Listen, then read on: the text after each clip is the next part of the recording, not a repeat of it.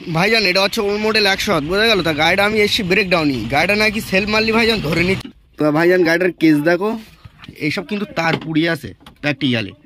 তা এখন ব্যাটারির তার খোলা, তো ব্যাটারির তার লাগাচ্ছে কি হচ্ছে দেখো, ব্যাটারির তার কিন্তু লাগাচ্ছে দেখো,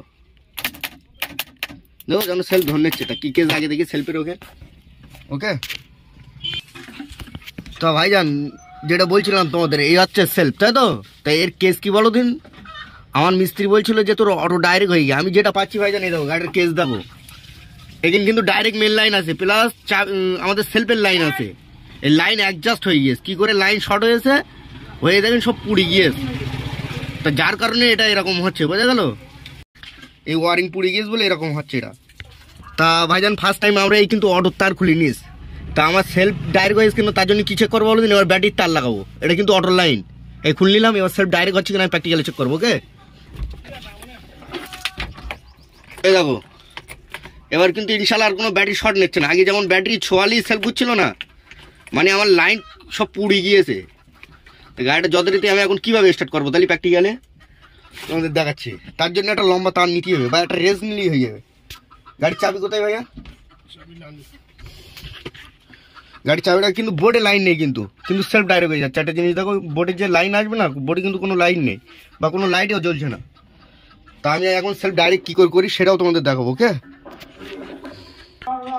তো ভাইজান এবার আমি চাবি লাগাবো গাড়ি, বুঝলে। বোর্ডে কিন্তু কোনো বাতি নেই, এবার কিন্তু চাবি অন করছে দেখো, তেলের গাড়া উঠেছে, বুঝে গেল। গাড়ির তেলের কাটা উঠেছে কিন্তু হিটের বাতি এসে অফ হয়ে যাচ্ছে দেখো, হিটের বাতি কিন্তু এসে চলে যাচ্ছে। একটা জিনিস দেখো ব্লিডিং করে চলে যাচ্ছে। তো গাড়িটা আমি এখন আপাতত ইনশাল্লাহ ডাইরেক্ট করে স্টার্ট করবো। ডাইরেক্ট করতে গেলে আগে এরকম একটা রেস নিতে হবে, তোমার রেস নিয়ে ধরে ডাইরেক্ট এই মারতে হবে। এখন ইনশাল্লাহ গাড়ি কিন্তু স্টার্ট। এর ওয়ারিং কী কারণে পুড়ে গেছে সেটা আগে দেখে নেবো আমরা, বুঝে গেল। তা ইনশাল্লাহ ভাইজান এই গাড়ির যে ব্যারামটা আমি পেয়েছি, এই চাবি লকের তো গন্ডগোল হয়ে, যদি বলো কিরকম মিস্ত্রি দেখো, এই চাবি লক কিন্তু এই, বুঝে গেল। তো চাবি লকের স্প্রিং ট্রিং সব দিকে সাইডে গিয়ে দেখো, এই আছে খোলার সাথে সাথে ভাইজান এই দেখো এই গ্রুপটা কিন্তু ভাঙা। আমি কিন্তু টেনে ভেঙে ফেলিনি, এটা ভাঙা ছিল, বোঝা গেল। তাই এর কারণে সেলফ ডাইরেক্ট হয়ে গেল। আমি ডাইরেক্ট এই যে ওয়ারিং পুড়ে গেল ভাইজান এর কারণে, যেটা আমি পেয়েছি প্র্যাকটিক্যালে। তা আমি এখন এই চাবি সুইচটা লাগাবো। আমি আর একটা আমার কাছে আছে সেকেন্ড হ্যান্ড মাল, এটা আমি লাগাবো ইনশাল্লাহ। তা গাড়িটার কেস দেবো ফাইন করে, কিন্তু টেপ করে ফাইন করে সেটিং করে দিয়েছি ইনশাল্লাহ। এবার গাড়ি স্টার্ট করবো চাবিতে। তা গাড়িতে চাবি লাগিয়েছি আমি, আর গাড়িটা কেস দেবো। আগে তো স্টার্ট হচ্ছিলো না, চাবিতে ডাইরেক্ট হয়ে যাচ্ছিলো, তাই তো। তোমাদের কেস দেখাচ্ছি। বোর্ডের যে বাতিগুলো দেখো, বোর্ডে কিন্তু বাতি সব চলে এসছে ইনশাল্লাহ। কেস দেখো তো, এই ডিজেল গাড়ি কিন্তু এই হিট বাতি খুব ইম্পর্টেন্ট। এই লিভে গেলে এবার মারবো স্টার্ট।